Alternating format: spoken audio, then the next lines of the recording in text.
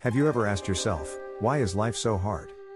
Why do I feel like I'm always struggling with something? Pressure, fear, stress, rejection, loneliness? Why does happiness seem to come and go like a song I can barely hear? If you've ever felt like that, you're not alone. But more importantly, you're not broken. You're just stuck in a pattern. And today, I want to show you a different way of seeing things, a way that has changed millions of lives for thousands of years. You're about to learn how to stop suffering, not by escaping life, but by understanding how to live it better. How? With ancient wisdom from the East, Buddhism, Taoism, and the practice of non-attachment. But this isn't about religion. It's about freedom. Let's go. Imagine this. You're scrolling through social media.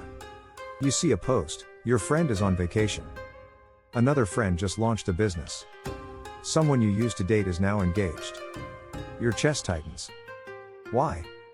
Because part of you feels like you're behind. Like you're missing something. Like life is passing you by. This feeling, that constant sense of lack, is the root of suffering. And it's been going on for thousands of years. Way before social media, phones, or deadlines, Eastern philosophers saw the same pattern in human life. We want things. We get attached. We suffer when they change or disappear. Let's break that down. In Buddhism, the Buddha taught that suffering, or dukkha, is a part of life. But he also taught that suffering can end. The first step is seeing it clearly. We suffer because we crave pleasure, security, approval, permanence. We also suffer because we resist pain, loss, change, discomfort. But life is always moving. Everything is temporary. So when we try to control or freeze life, we suffer. Let's say you fall in love. In the beginning, it's amazing. You're flying. But then, they start pulling away. Or they change. Or they leave. And it hurts. Why? Not just because of them. But because of the story you attached to them. You made them your happiness. And now that they're gone, it feels like happiness is gone too.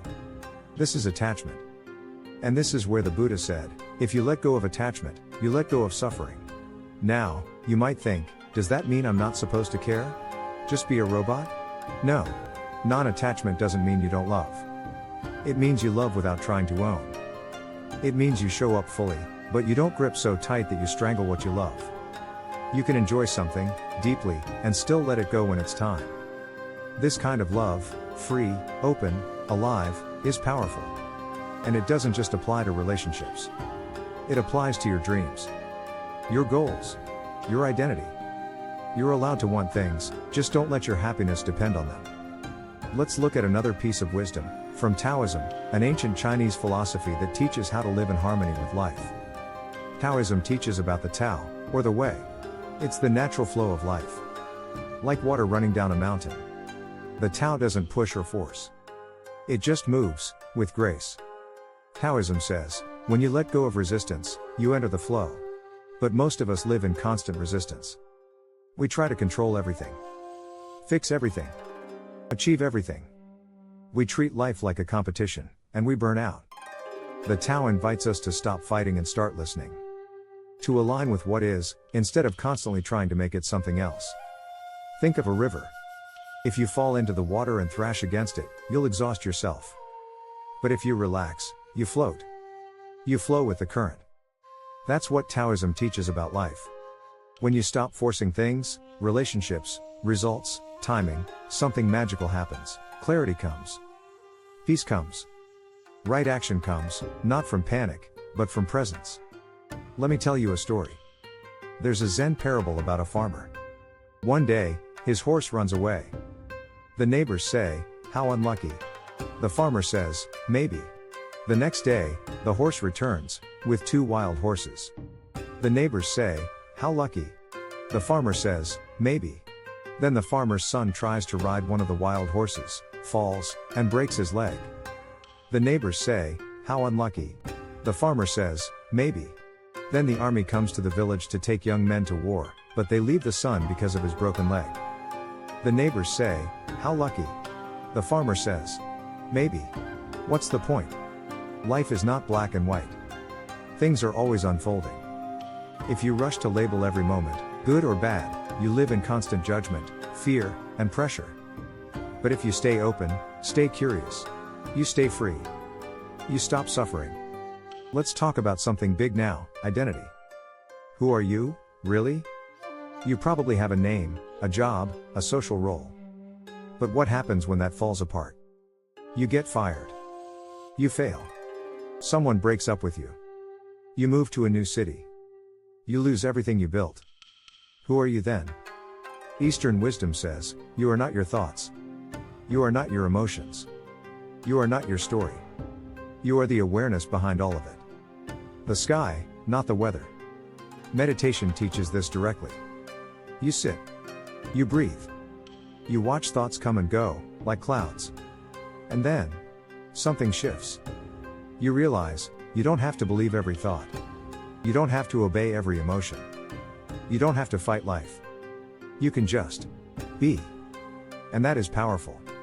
Let's get practical now. You might be wondering, this all sounds nice. But how do I use it in real life? Here are 5 daily tools you can use to stop suffering and find peace. 1. Mindful breathing. When things get overwhelming, pause. Take one deep breath. Feel the air move in and out. This brings you back to now. Not the past. Not the future. Just now. 2. Question your thoughts. When your mind says, I'm not enough or this is a disaster, ask, is that true? Or just a story? This breaks the cycle of unconscious suffering. 3. Practice letting go. Start small. Maybe someone cuts you off in traffic. Instead of reacting, let it go. Feel the power in your choice to not engage. 4. Embrace change. When things shift, instead of resisting, welcome it. Say, I don't know where this leads, but I'm open. This turns fear into curiosity. 5. Stay kind. To yourself. To others. Kindness softens the ego, and opens the heart. Now let's tie it all together. You were never meant to control everything. You were meant to experience life, all of it, with open eyes and an open heart. When you stop chasing perfect, when you stop clinging to what you can't control, when you trust the process, you become lighter. You don't suffer because of life. You suffer because you resist life. Eastern wisdom doesn't remove life's challenges. It changes your relationship to them. You go from fighting to flowing. From clinging to caring. From fearing to trusting. And when you live like that, you become unshakable. Imagine a life where you're no longer afraid of change. You're no longer defined by your past. You're no longer trapped by your own thoughts. You simply are, present, peaceful, alive. This is possible for you. Not someday. Not if you meditate on a mountain for 10 years. But here. Now. Start with one breath. One moment of awareness. One choice to let go. And you'll begin to feel the shift.